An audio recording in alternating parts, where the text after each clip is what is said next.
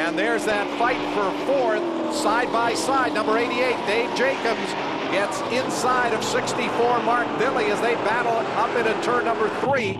Those two drivers very equally matched. Now we go on board with Mark Dilley in the NTN Bearings Taurus. Nice smooth drive here by Mark. You can see he's really smooth with the wheel, really smooth the accelerator. Good long race day race car here. They are carving their way through traffic at the front of the field. Number 4, Don Thompson Jr. has put 23, Jeff Lapsovich a lap down.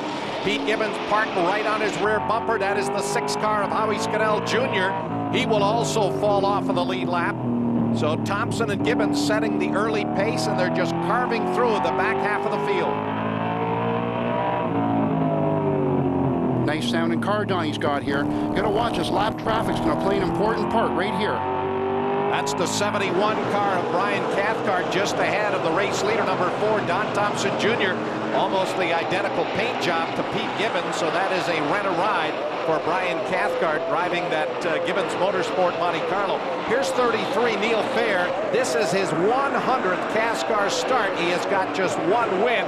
That came a number of years ago at Delaware Speedway, and right now he's involved in a pretty good battle here. They go almost 3 wide coming off of that turn, and we go on board with DJ Kennington. DJ's got his hands full here with lap traffic at this point, trying to get around them. DJ's got an awful strong car here, and he knows he's got to make some points up this weekend to catch that 4 car.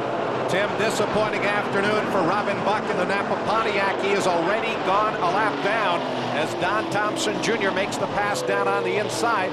Pete Gibbons, number 1 right there. And oh, look at this, number 3. Billy Rouse Jr. is slowed on the racetrack. Oh, what a heartbreak for these guys. Great car this weekend, running really strong. Good run for Billy here. Here's your Team 3 red. They're looking, thinking about what they got to do with this car, praying for a caution here so they don't go down the lap. So Billy will try and stick it out as long as he can. Oh, we've got a tire rolling down the back straightaway. That's come off one of the cars, and it may be DJ Kennington. It is. We now get confirmation. Kennington brings his car onto pit road. Oh, and this is going to hurt DJ's championship hopes right here. Car's down on the ground the right front. You're dragging that sway bar across the pavement. They're going to be really worried about things getting broken, wore out here when this car goes back on the racetrack. Looks like the center of the wheel came out, which is an unusual factor. Sometimes these wheels get stressed if they don't get replaced in time. That's exactly what can happen. Guy's got the bar underneath it to get the car back up so they can get the jack underneath it and be able to get this wheel change, get him back out there. Well, this incident is going to put DJ well outside of the top 20 as they get that fresh wheel and tire up there on the right front corner. He is away. Number 3, Billy Rouse Jr. also in. Let's have a look and listen on the Mopar replay. Yeah, right there. Right there. That's when it goes down. Tough break for DJ Kennington. That incident may have taken him out of a position to win the championship. Here's number 3, Billy Rouse Jr. and other cars. Pete Vanderwis also on pit road. Don Thompson Jr. leads here at Kawartha Speedway. We'll be back with more in just a moment. Welcome back to Kawartha Speedway as we get set for the first restart of the day. It comes on lap number 41 of 200. DJ Kennington with the tire problem, bringing out the first of the caution. Whoa, Pat, slow restart here. We got the 88 car in trouble back there. 88, Dave Jacobs with a problem, slides high up the speedway, keeps it off of the wall, but Dave Jacobs, who had moved around to take 4th from Mark Dilley a few laps earlier. A lot of fluid, Pat. Look at the fluid coming out from underneath this car. Tough break here for the speedy auto service driver, and quickly we go back to caution, our second caution of the afternoon. And there may be quite a bit of fluid down on the racetrack there that they're going to have to clean up. Let's go to Todd. Dave Jacobs eases the car along pit road. Crew Chief Randy Gray and the rest of the gang go to work at the Speedy Auto Service Taurus, but it is a slow procession. He did not come up to speed on that restart, and it looks like Dave Jacobs, his bad luck for this season continues. It looks like his day may be done early. It's just the way their season goes. Great race last weekend, terminal this weekend. And here's our Mopar replay from Mark's car. You can see the 88 getting going under power. Boom. Destroyed at that point. No engine left in that car. Dave Jacobs parked on pit road. So is the 14 car. Let's go to Todd. John Fitzpatrick, teammate to Don Thompson Jr. in. The crew goes over to work on the right rear tire. Fill him full of fuel. John Fitzpatrick making an early stop under caution. And this is 14-year-old John Ryan, John Fitzpatrick's son, changing tires on both the 4 and the 14 right rear this weekend. While the other Fitzpatrick Motorsport entry sits in the lead, there's Don Thompson Jr. We'll be back.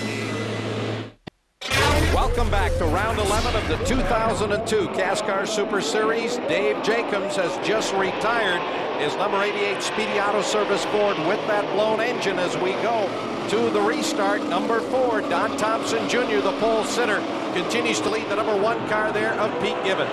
And you know, Pat, this is a repeat of last year's performance between these two guys. This one car is awesome getting in the corner. And look, the 33 car is in trouble here. I'm not sure to what degree, but you can see him slowing and he's holding up the field. Coming in, boys. Get that water thing ready, too, because something's coming. It's rear-hander transmission. I can't tell you guys. I'm sorry. I can't tell you. Tough break there. Looks like the gear to me, guys. You can see that puff of smoke coming out of the back of that car there, Pat. I'm not sure whether it's gear, transmission, or engine at that point. Of course, Neil Fair debuted that new Intrepid at Race City Motorsport Park. Also ran it at Montmagny, where he finished 6th. And he is headed on to pit road under green, and this is really going to cost him dearly. Let's go to Todd Lewis. Neil Fair comes along pit road for the second time on a restart. We've had a car fail to get up to speed. Neil Fair, the school Intrepid, now along pit road. A lot of smoke from the engine. They thought it might have something to do with the gears. He couldn't shift through to return to speed, but this problem may be with the engine. My best guess at this point, Pat, would be it's an engine overheating problem. Those guys are pouring water in the front of that grill. You noticed earlier they got 2 or 3 spray nozzles spraying water in to cool it back down. Tim, here's a great battle for 5th involving 76 Al Turner, 39 Dave Whitlock. They'll go 3 wide, but now Whitlock backs out of it as they went around the lap car number 6, Howie Scannell Jr. Scannell being shown in 18th at the moment, but not running on the lead lap. Another good battle here between the 9 car of Robbie Thompson, the number 60 of Ron Beauchamp Jr. A couple of Intrepids going at it for 8th and 9th. And just ahead of them, the 02 car of Gary Mix, the UFCW Taurus, in 7th. Yeah, you can see the second grooves coming in here very, very good. And the guys on the inside line are a little concerned of getting trapped behind a lap car and letting that outside car get around them. So they got to really drive heads up here. Right behind that pair, you see the 25 of Jim Lapsovich trying to squeeze his way through. And Beauchamp puts the bumper there on Mix as they work up in that second groove. Up front, number 4, Don Thompson Jr. has led each one of the laps so far. Number 1, Pete Gibbons, right there in a great drive, being turned in by the 22 there of Scott Steckley in the Pontiac.